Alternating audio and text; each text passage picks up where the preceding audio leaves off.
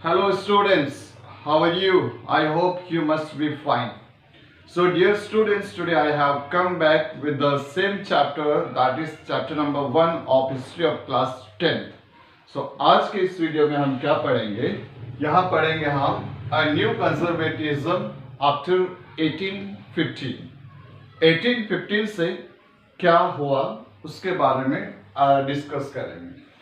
So जो Napoleon था, Napoleon was defeated by the aristocracy, okay, in 1815.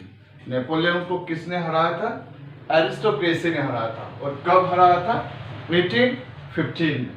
Okay, तो जब नेपोलियन हार गया तो उस समय वहां पर न्यू ग्रुप डेवलप हुआ और उस ग्रुप को कहा गया न्यू कंजर्वेटिव्स. ओके, और ये न्यू कंजर्वेटिव्स कौन थे? Very simple. जब हमने पढ़ा था प्रीवियस टाइम पे, तब वहां पर फ्रांस में ऑटोक्रेसी का रूल चलता था. ओके, डेमोक्रेसी नहीं थी, मोनार्की रूल चलता था, चर्च का रूल चलता था. सो वही लोग क्या करते हैं, वापिस से आते हैं रूल करने के लिए. And those people were called as new conservatives. कौन थे ये? New conservatives.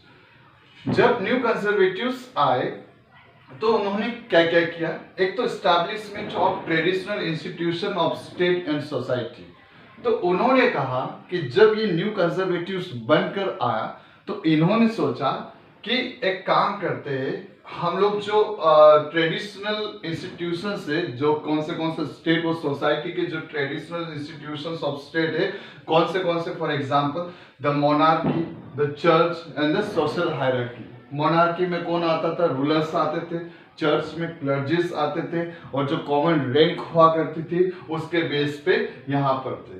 तो ये लोग चाहते थे कि जो नेपोलियन जब रूल कर रहा था, जब उन्होंने जो चेंजेस किए थे, उन चेंजेस को हटाकर वापिस से वही चीज लाई जाए जो पहले प्रैक्टिस में होती थी.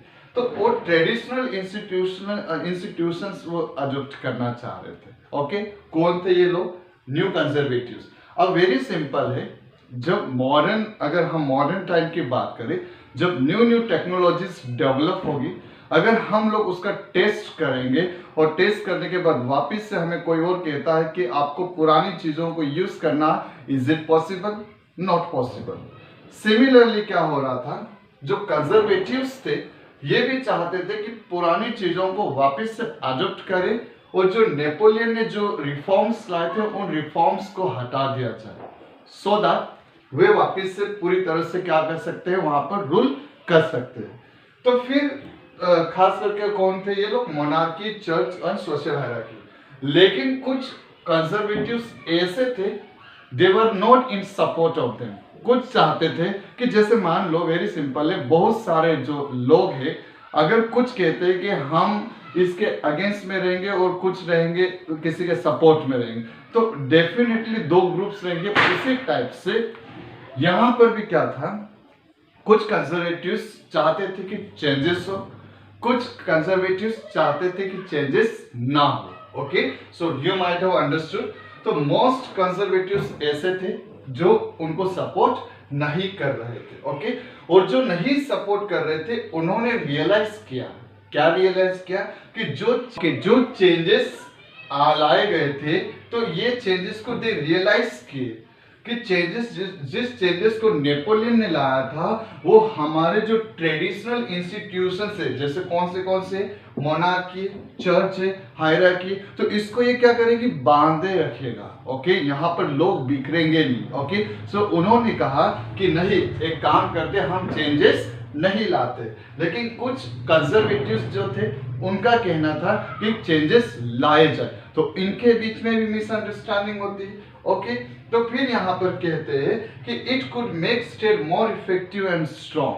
अगर हम चेंजेस नहीं लाएंगे और वही चेंजेस को फॉलो करेंगे जो नेपोलियन लेकर आया था, तो हो सकता है कि हमारी जो सोसाइटी है, हमारा जो स्टेट्स है, वो क्या करेगा? वेरी इफेक्टिव रहेगा और वेरी स्ट्रॉन्ग रहेगा और हमें प्रॉब्लम्स नहीं आएगी. तो इस टाइप से कुछ कंजर्वेटिव्स का कहना था. फिर उन्होंने कहा कि जैसे यहाँ पर मैंने कहा कि नेपोलियन चेंजेस लाया था. जैसे उन्होंने क्या कि मॉडर्न आर्मी होनी चाहिए, अगर देखा जाए तो पहले जब नेपोलियन रूल करने आया उसके पहले की अगर हम बात करें तो वहां पर मोनार्की रूल चलता था। जब मोनार्की रूल चलता था तो डेफिनेटली राजा की आर्मी तो होती थी but it was not well organised. But when the Napoleon started ruling, जब नेपोलियन रूल करना स्टार्ट करता है तो उनकी जो आर्मी थी मॉडर्नाइज हो गई। ओके, तो जिसकी वजह से, जैसे वेरी सिंपल है, अगर हम सोचे कि जो नेपोलियन की आर्मी थी उनके पास गन ये सब चीजें भी आ गई होगी। ओके, लेकिन अगर पुरानी आर्मी के बारे में सोचे, क्या तलवार लेके वापस लड़ेंगे ना, नॉट पॉसिबल। तो मॉडर्न आर्मी उनके लिए जरूरी थी। ओके, उसी के साथ साथ में अगर देखा जाए तो एन एफिशिएंट ब्यूरोक्रेसी। ओके, एक एफिशिएंट ब्यूरोक्रेसी की जरूरत पड़ेगी। उस समय एफिशिएंट ब्यूरोक्रेसी नहीं होती थी। जैसे मान लो अगर मॉडर्न टाइम में हम भी हमारे यहाँ देखते हैं IAS officer, IPS officer, collectors, PID, ये सब इसमें आ जाते हैं। ओके, ब्यूरोक्रेसी में अगर मान लो ये जो ऑटोक्रेटिक है वापिस से पुराने कल्चर और ट्रेडिशनल लेवल पे आ जाएंगे, क्या ये पॉसिबल होगा उनके लिए कि ब्यूरोक्रेसी सही से काम करेगी? Not possible. Okay, then a dynamic economy, जो इकोनॉमी पहले हुआ करती थी, अब मॉडर्न टाइम में economy was totally different. Okay, तो क्या वो पुरानी वापस से अडॉप्ट कर पाएंगे? Not possible. इसीलिए जो कंजर्वेटिव्स थे वो नहीं चाहते थे कि वो क्या करे कि इन लोगों के साथ में रहे। फिर यहाँ पर क्या होता है? अबोलिशन।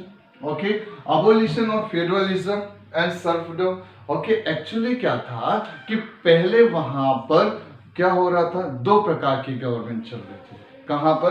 फ्रांस की बात करो। ओके, तो इन्होंने कहा कि जो फ्यूडलिज्म वाला सिस्टम था, जो गुलामी सर्फडम वाला सिस्टम था, उसको नेपोलियन ने हटा दिया था। लेकिन कुछ कंजर्वेटिव्स चाहते थे कि ना वो वापस से रीस्टार्ट किया। तो ये प्रॉब्लम वहां पर थी। तो आपको थोड़ा छोटा मोटा समझ में आया होगा कि क्या थे यहाँ कंजर्वेटिव्स थे।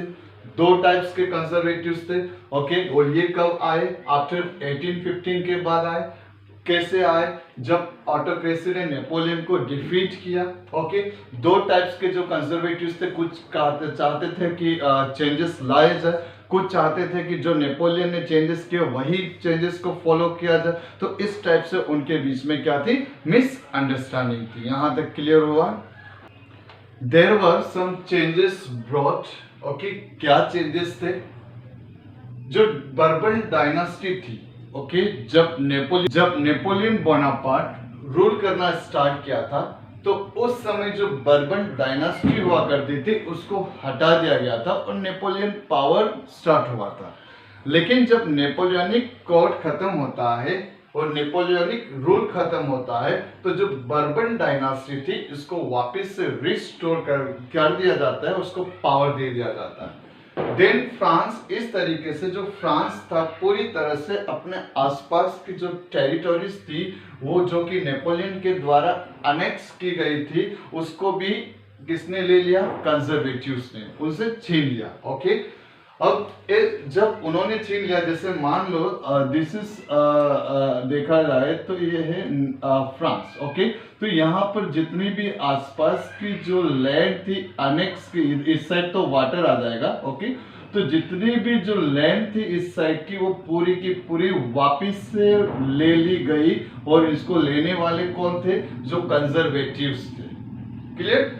Now a series of state was set up on the boundaries of France to prevent its expansion in future। क्या होता है कि अब इन्होंने जब ये सब प्लान आउट कर लिया तो इन्होंने एक ऐसी ऑर्गेनाइजेशन बना ली, एक ऐसा रिदम बना लिया कि इसके आसपास का जो भी एरिया होगा, किसके आसपास का?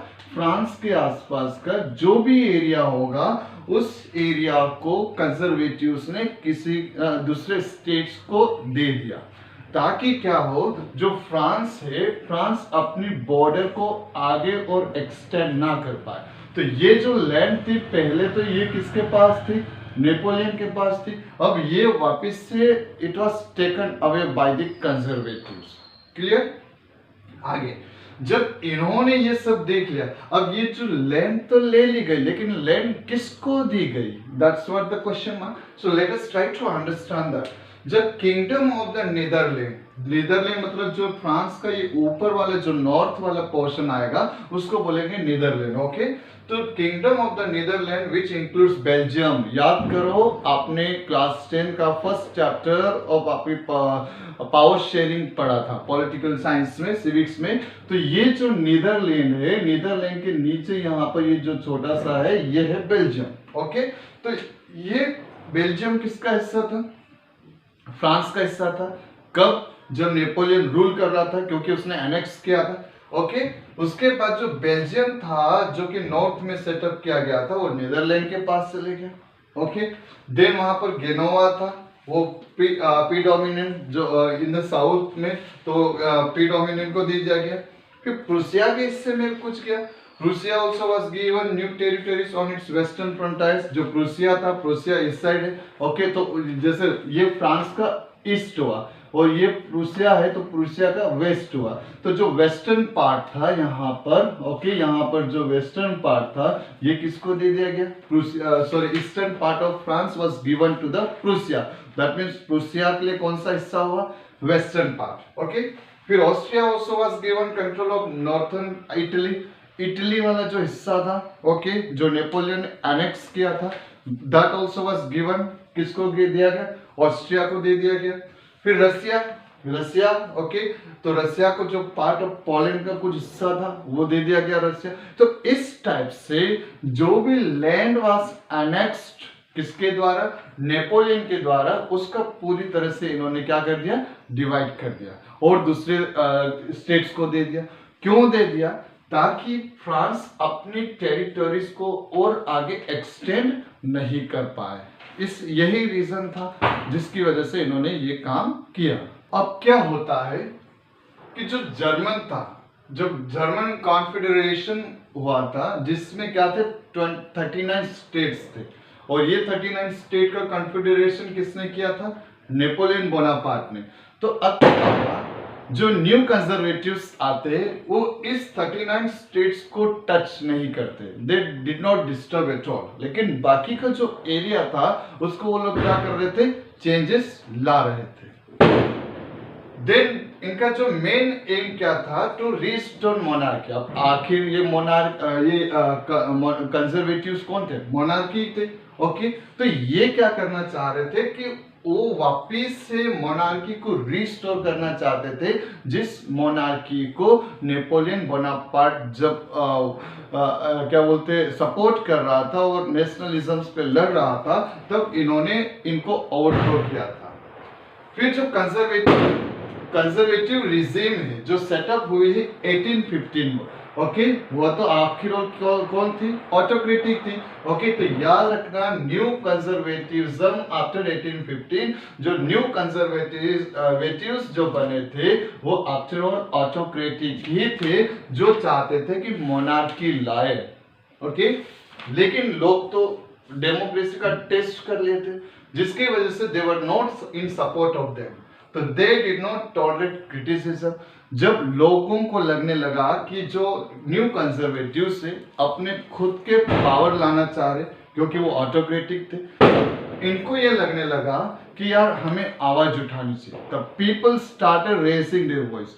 जब उन्होंने आवाज उठाई तो इन कंजर्वेटिव्स को अच्छा नहीं लगा. उनको लगने लगा कि अगर ऐसा ही चलता रहेगा तो आफ्टर सर्टेन इयर्स वापस से हमें सेम कंडीशन में जाना पड़ेगा. तो उनको टॉलरेट नहीं हुआ जो क्रिटिसिज्म जो उनके अगेंस्ट में लोग कर रहे थे. देन दे क्या किया? उन्होंने सेंसरशिप वो बना दी. सेंसरशिप मतलब क्या था? जब कभी भी ऑटोक्रेसी या मोनार्की के अगेंस्ट में कुछ भी लिखा या बोला जाता था तो उस पर्सन या जो भी लिखता था या जो भी बोलता था उसको सजा सुना दी जाती थी. तो इन्होंने सेंसरशिप इम्पोज कर दी.